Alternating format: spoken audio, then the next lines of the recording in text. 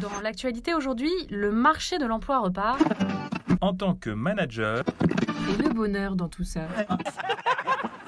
Lorsqu'un nuage plane sur toute une équipe et que la tension est palpable, le manager doit pouvoir inverser la tendance, surtout à l'approche des entretiens annuels. Un moment d'échange pour parler d'avenir.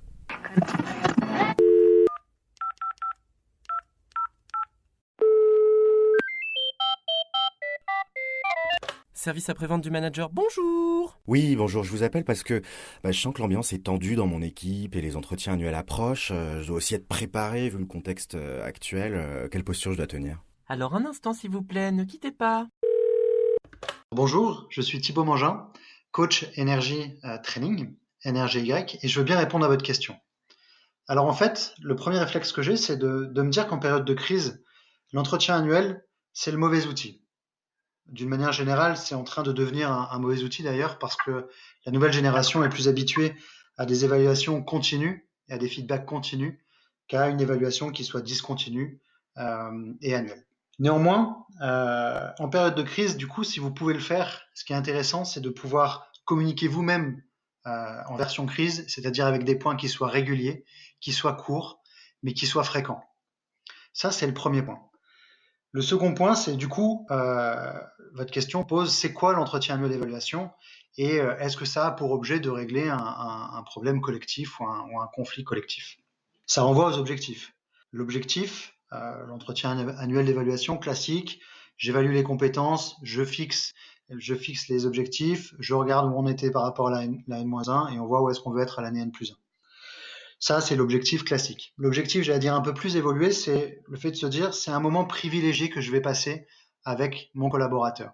C'est un moment privilégié pour lequel il sera important pour moi pouvoir être à l'écoute. Et du coup, comment rassurer mes collaborateurs avant l'entretien? Est-ce que je dois le faire déjà? Tout est une question de cadre. Vous savez, s'il n'y a pas de cadre, il n'y a pas de jeu. Il n'y aurait pas de jeu de foot s'il n'y avait pas quelqu'un qui avait posé les règles de foot. Du coup, le cadre va être important de se dire, voilà ce qu'on va faire au cours de cet entretien, et ce sera pour toi l'occasion d'échanger sur l'ambiance, sur ce qui te mine, si tu le souhaites. Voilà, ce sera pas obligé, et moi je serai dans une position qui sera celle de la bienveillance, qui sera celle de la neutralité, et puis je souhaite que cet entretien soit authentique. Est-ce que vous auriez des conseils à me donner sur la formulation des questions et puis des réponses?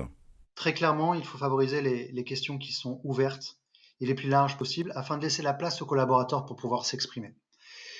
Tout ce qui ne s'exprime pas s'imprime. Et donc, ce sera l'occasion de pouvoir laisser la parole aux collaborateurs, d'offrir cet espace-là, et surtout de pouvoir se taire lorsque le collaborateur parle. Les questions ouvertes seront les questions à favoriser. Faites très attention avec vos oui, mais. Le mais annule tout ce qui vient d'être dit avant, alors il faut le savoir. Et en même temps, faites attention également au on. Vous savez, le on qu'on utilise pour cacher le je. Lorsqu'il y a des choses à dire, c'est je ou c'est nous. Attention au on.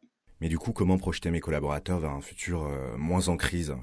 L'être humain, pour prévoir l'avenir, fonctionne un petit peu comme les bourses en action, c'est-à-dire qu'on va aller chercher dans le passé les choses pour les projeter dans l'avenir. Et donc, il faut faire attention à ce que l'on souhaite projeter dans l'avenir. Si l'on reparle des éléments qui ont pu être marquants et blessants dans l'équipe, il faut faire attention à ne pas y passer trop de temps, ou du moins à prendre de la hauteur par rapport à ça. Et du coup, pour prendre de la hauteur, il y a des questions qui peuvent se poser sur j'entends bien que, etc. Et en même temps, en quoi est-ce aussi important pour vous? Je réalise à quel point cette situation a pu être, etc. Blabli. Qu'est-ce que cette situation produit en vous? Qu'est-ce qu'elle vous empêche de faire? L'idée, ça va de permettre aux collaborateurs de prendre de la hauteur par rapport aux situations du passé pour pouvoir le projeter directement dans le présent et dans l'avenir, dans une situation, j'allais dire, qui soit plus désirable. Ça peut se faire avec des questions du type tiens, si ce dont tu parles n'existait pas, comment est-ce que nous serions aujourd'hui? Quel progrès immédiat nous pourrions mettre en place pour améliorer la situation que tu décris? Et très important, quelle contribution tu serais prêt à apporter au groupe pour qu'est-ce que toi tu aurais envie de faire pour participer à? Et tout de suite de pouvoir projeter, entre guillemets, le collaborateur dans l'avenir. Donc réfléchir dans le passé, l'amener à parler du passé, c'est bien, et en même temps le faire d'une façon intelligente, c'est-à-dire en permettant au collaborateur de prendre de la hauteur pour ensuite le projeter dans un présent et dans un avenir qui soit plus désirable avec une contribution de la personne et orienté solution.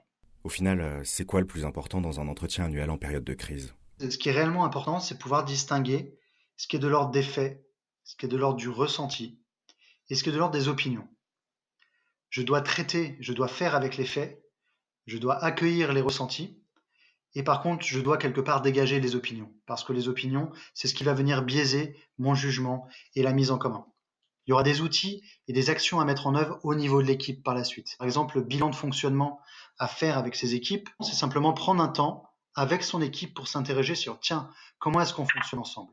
Et pour ça, il y a un petit protocole qui est finalement assez simple et assez rapide, qui pourrait commencer par une réflexion individuelle écrite, et j'insiste sur le écrite qui permet à chacun de pouvoir s'exprimer et de dire les choses.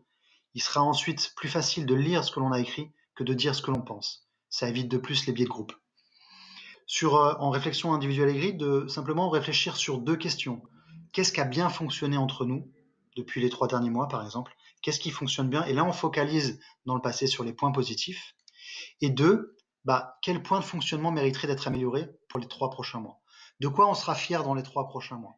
Et donc de projeter l'équipe dans un futur où il y a des points d'amélioration à faire, mais quelque part c'est déjà réalisé. Et après d'avoir un échange sur cette première phase-là, sur les points positifs, et ensuite une deuxième phase sur les points d'amélioration. Et typiquement, le bilan de fonctionnement à faire 4 fois dans l'année, va permettre une régulation de votre équipe. C'est un petit peu comme un moteur, et là c'est la révision de votre équipe. Service après-vente du manager vous remercie pour votre question. Vous pouvez maintenant raccrocher.